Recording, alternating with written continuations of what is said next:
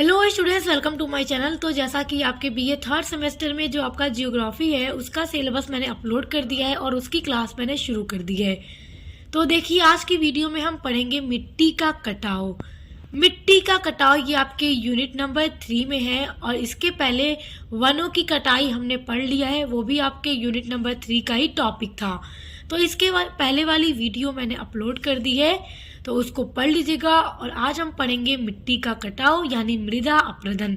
मिट्टी के कटाव को मृदा अपरदन भी कहा जाता है, तो कंफ्यूज होने की कोई ज़रूरत नहीं है।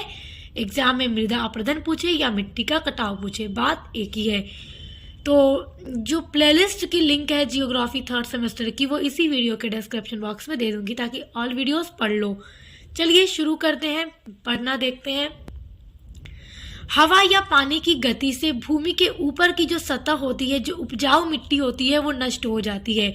यानी कि जब तेजी से हवा चलती है या तेज पानी के बहाव के कारण जो उपजाऊ जमीन होती है, तो उसके ऊपर की जो मिट्टी होती है वो नष्ट हो जाती है। पानी अपने साथ तेजी से उस मिट्टी को बहा कर लेकर चली जाती है और वो मिट्टी उस भूमि से नष्ट होकर पानी के साथ बह जाती है। तो इसी क्रिया को क्या बोलते हैं? मृदा अपरदन कहते हैं। तो इस क्रिया को मिट्टी का कटाव कहते हैं। मृदा अपरदन तीव्र गति से मिट्टी के उपजाऊ अंश को बहाकर उससे निर्बल बना देता है। यानी इतना तेजी से पानी अपने साथ इसे बहा ले जाता है या हवा के साथ उड़कर ये नष्ट हो जाती है। इतनी तेजी से जाती है कि जो उपजाऊ हिस्सा होता है जमीन का, वो नष्ट हो जाता है। इसको हम कह सकते हैं कि ये एक ऐसा रोग है मिट्टी के लिए कि इससे ये एक उपजाऊ भूमि को भी अनउपजाऊ बना देता है। फिर वो कृषि के लायक नहीं बचती, वो जमीन खराब हो जाती है। मिट्टी के कणों को प्राकृतिक साधनों द्वारा अधिक तेजी से हटाया जाना ही कटाव कहा जाता है। कटाव के द्वारा धीरे धीरे मिट्टी की जो उर्वरा शक्ति होती है वो नष्ट हो जाती है। तो जब भी इस तरह की प्रक्रिया होती है, जमीन पर पानी जब अपने साथ मिट्टी को बहा ले जाती है, तेज हवा के साथ उसके कणों के साथ वो मिट्टी उड़कर चली जाती है और नष्ट हो जाती है। तो ये जो होता रहता है, तो इसके कारण धीरे धीरे वहाँ की जो जमीन होती है, वहाँ की जो मिट्टी होती है, वो उसकी उर्वरा शक्ति खत्म हो जाती है, जिससे खेती अच्छे से की जा सके। मतलब वो उपजाऊ अब नहीं बचती, वो अनउपजाऊ हो जाती है। वो जमीन अब किसी काम की नहीं रहती और उपजाऊ भूमि उखड़ खाबड़ होकर कृषि के लिए बेकार हो जाती है। और वहाँ की जो जमीन एक बराबर थी, वो पूरी इधर उधर से मिट्टी जब उड़ जाती है, मिट्टी का कटाव हो जाता है, तो वो उखड़ खाबड़ जमीन हो जाती है। फिर वो कृषि के लिए एकदम बेकार हो जाती है, उस जमीन पर कृषि नहीं की जा सकती। तो हम देखेंगे मृदा अपरदन के प्रकार कि मृदा अपरदन कितने प्रकार का होता है। तो मृदा अपरदन 2 प्रकार का होता है। पहला है समतल कटाव, दूसरा है गहरा या गली कटाव। 2 तरह का कटाव होता है, 2 तरह का मृदा अपरदन होता है, समतल कटाव या गहरा या गली कटाव। समतल कटाव क्या होता है? जब हवा अथवा पानी के द्वारा भूमि की ऊपरी जो मुलायम सतह होती है वो कट कर बह जाती है। वो मतलब हवा या पानी उस मिट्टी की उस मुलायम ऊपरी परत को काट देता है और अपने साथ बहा ले जाती है। तो उसे समतल या चादर नुमा कटाव कहा जाता है। यानी एकदम बराबरी से वो पूरी सतह जो है कट जाती है, तो उसको एकदम समतल या चादर नुमा कटाव कहते हैं। और दूसरा है गहरा कटाव। देखिए गहरा कटाव कैसा होता है? बहता हुआ जल भूमि में गहरी नालियां बनाकर बहता है, तो इसे गहरा कटाव कहते हैं। जैसे कि पूरा एकदम बराबर खेत है, मिट्टी है एकदम बराबर, और जब पानी बहता हुआ तेजी से आ रहा है, अपने धूल कणों से मिट्टी को वहां से काटता चला जा रहा है। मान लीजिए इतना हमारा पूरा मैदान है मिट्टी का, अब ये बीच से गली की तरह काट करके यहीं से पानी बहता हुआ चला जाए, वहां की मिट्टी को उठाते उठाते तो वहां एक गली जैसा बन जाएगा, वहीं से पानी बहता हुआ आगे बढ़ जाएगा, तो वो गहरा कटाव या गली कटाव कहलाता है।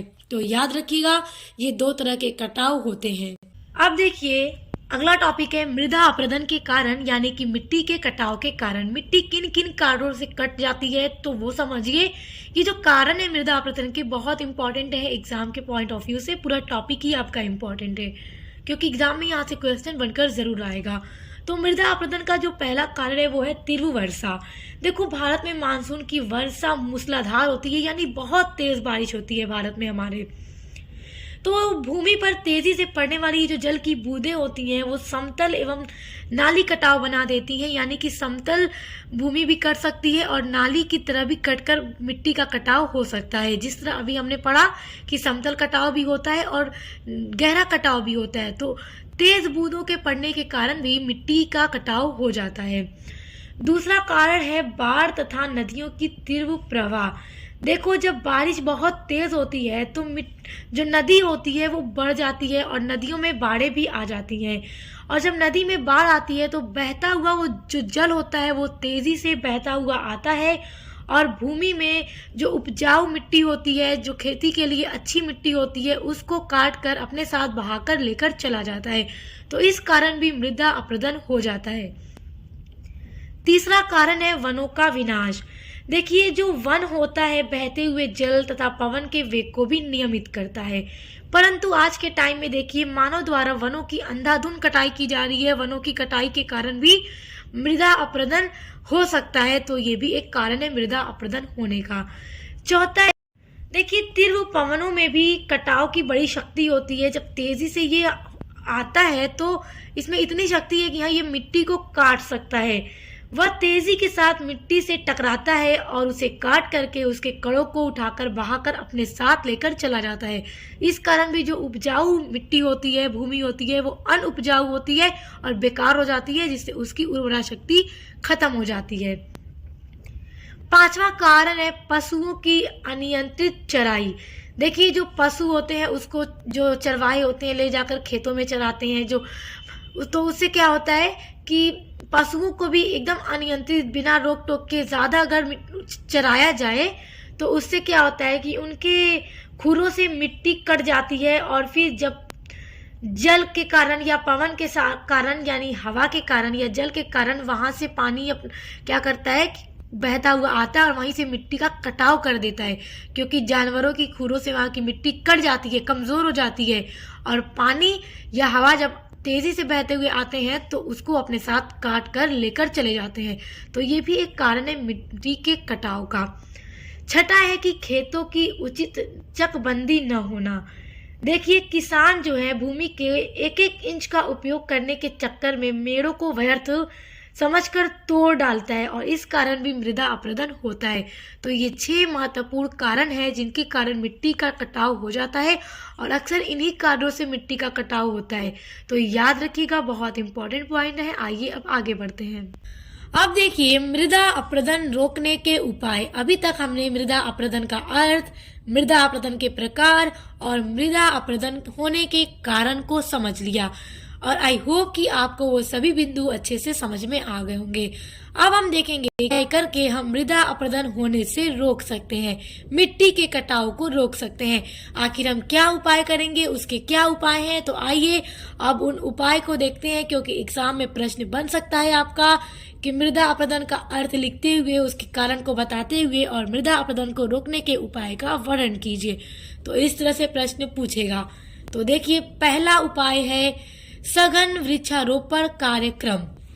देखिए, मृदा कटाव को शीघ्र रोकने के लिए वृक्षारोपण का सघन कार्यक्रम समयबद्ध तरीके से पूरा करना अनिवार्य है।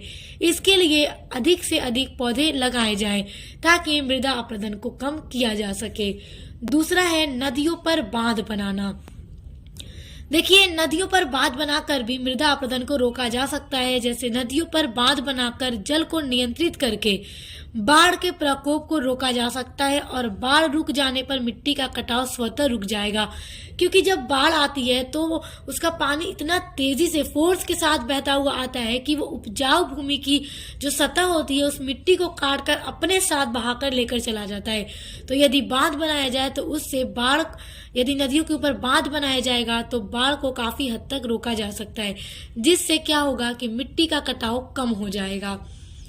तीसरा है पशु चराने पर रोक। देखिए, खेतों में लोग पशुओं को चराने ले जाते हैं और पशुओं की खुरियों से क्या होता है कि मिट्टी कट जाती है, फिर पानी के बहाव से या तेज हवा के कारण वहां से मिट्टी कटती है और उनके साथ बहती हुई चली जाती है। तो यदि पशुओं के चराने पर रोक लगा दिया जाए, बहुत कम कर दिया जाए, क्या किया जा सकता है, मृदा अपरदन को रोका जा सकता है। देखिए, गीली एवं ज्योति भूमि में पशुओं को नहीं चराना चाहिए, क्योंकि पशुओं के खुर मिट्टी को काट देते हैं, जिससे कटाव तेजी से हो जाता है। तो इसलिए पशुओं के चराने पर भी रोक काफी हद तक लगाना चाहिए। मृदा अपरदन को रोकने का जो चौथा उपाय है वो है जल निकास की उचित व्यवस्था। देखिए, खेतों में जल निकास की उचित व्यवस्था बनाकर भूमि के कटाव को रोका जा सकता है।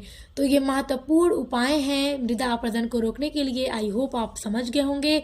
तो स्टूडेंट्स, वीडियो समझ में आ गया है तो वीडियो को लाइक किया करो, कमेंट किया करो और ज़्यादा से ज़्यादा शेयर किया करो, ताकि हर किसी के पास पहुंच सके और हर कोई अच्छे से पढ़ सके। इसके अलावा अगर आप अपने BA 3rd सेमेस्टर में English literature, sociology, education, political science या फिर मेडिवल हिस्ट्री, हिंदी, गद्य कोई भी सब्जेक्ट पढ़ते हो तो आप उसके लिए भी चैनल पर विजिट करो।